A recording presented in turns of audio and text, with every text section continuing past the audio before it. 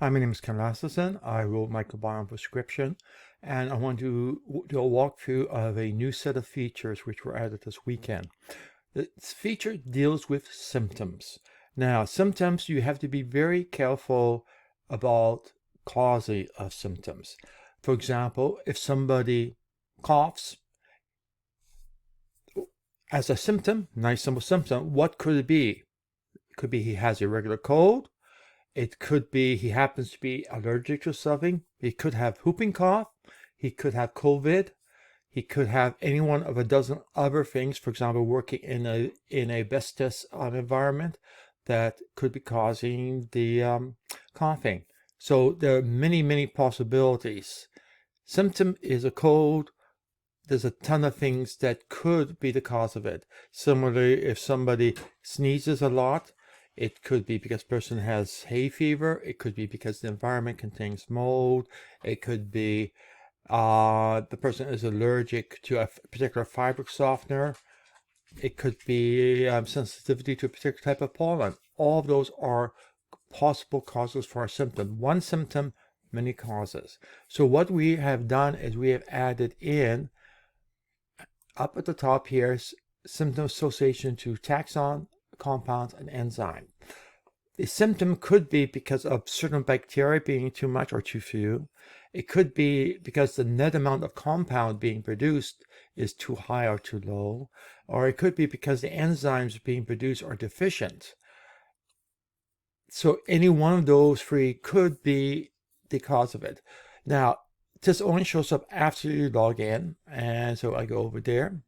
And the first thing I'm going to do is I'm going to go and pick a sample here. And if I have no symptoms involved, then you will just get the list of symptoms, a number of compounds and enzymes involved, and those should not be hyperlinked. I know why. Okay, so now, if you go over to a sample where you have, for example, let's take a look. Let's take one with a few more symptoms.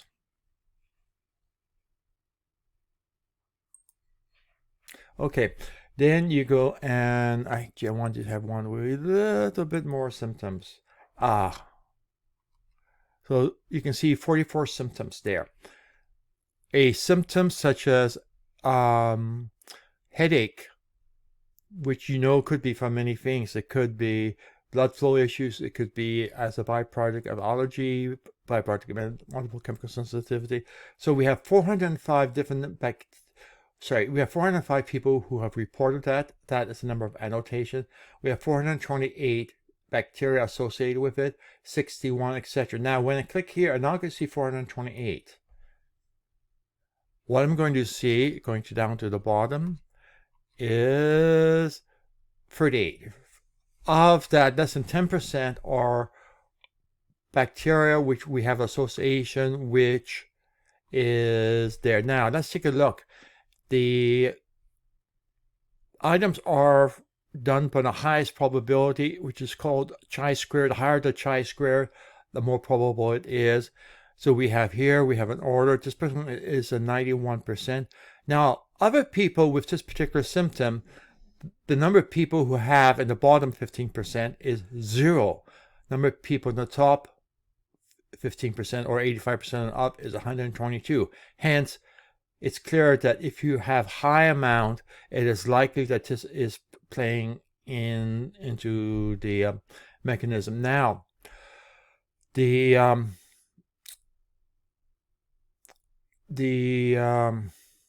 thing to keep in mind is that there are many particular things involved. And if you go down, you can see one. Okay, here's one, 191. Over on the right, we have some verbal description of what the bacteria is, etc. So now if you say, okay, this particular one is of interest and I want to go and see about modifying it, you just go and click here. And we go down to another one here, another one here, another one here. Oops. Okay, and when we do that and click we go and see that they are added to the hand-pick list of suggestions. And you can keep adding them to your heart's content, or you can just go directly and get suggestions. And in this case, okay, right there, first phase, what you want to restrict the suggestions to. And there we have the 4 bacteria which we have identified, and we now have a list of things to take and to avoid.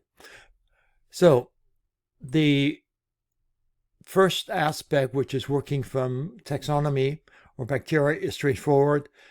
There's 367 candidates there, but you're only going to look at candidates where you match the pattern.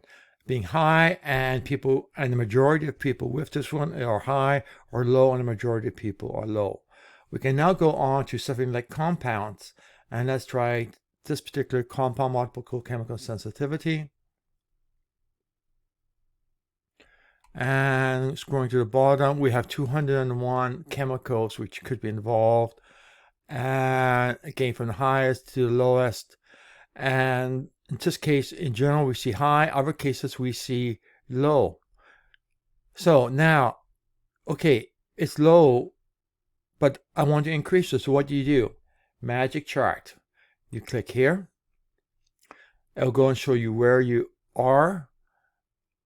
And indicate what the consumers are. So what you want to do is increase some of the consumers. Bifidobacterium is one there. Papulosi, both of those are anti-inflammatory. Another one which is anti-inflammatory. And you could add in more there, Lactobacillus lactis. So I'm going to just add in things which are very easy. And select that. And we are over to hand-picking bacteria. And we can go and view the list, which is there. And I have mixed the two, or I could get rid of one or the other as I decide. And in this particular case, we have 2 items here which are actual available as probiotics, which means you may want to consider finding those probiotics and adding them in. Okay, now, so what we now have done is we have done multiple chemical sensitivity, and next we're going to go over to enzymes. We have 1,100 different enzymes could be involved. Let's see which ones we have and what can we do about them.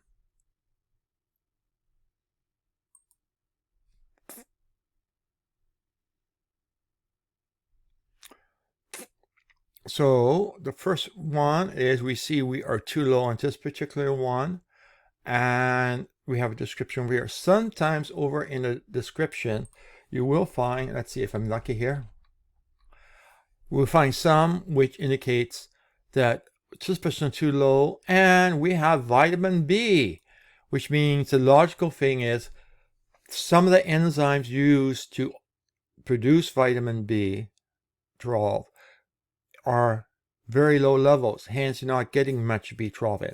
What you do, logical thing is take vitamin B12 supplements. We have another one, we have 4, we have a ferritin 5, vitamin B6, another one here.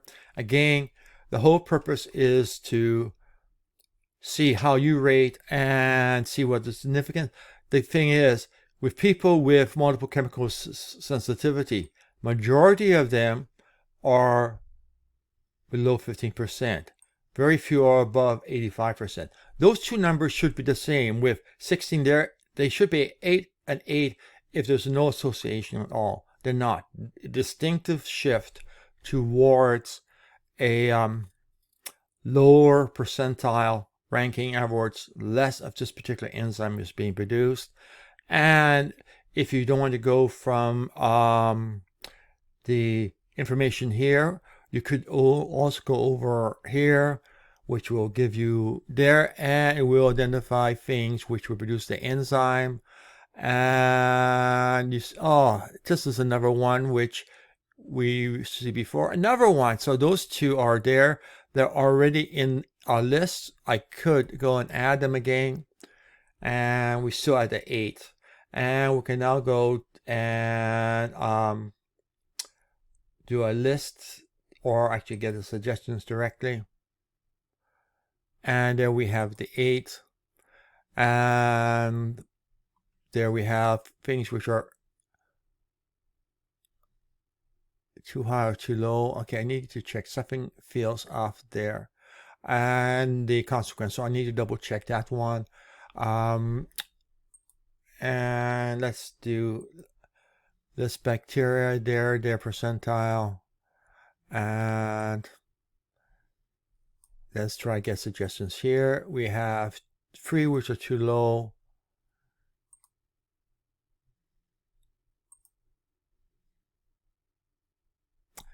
Okay, we have something off here which I need to take a look at.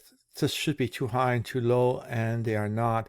So there's definitely a bug in the system, which will be fixed probably by the end of the day. Okay, so that is basically it. To recap, go here. Here's the list of things.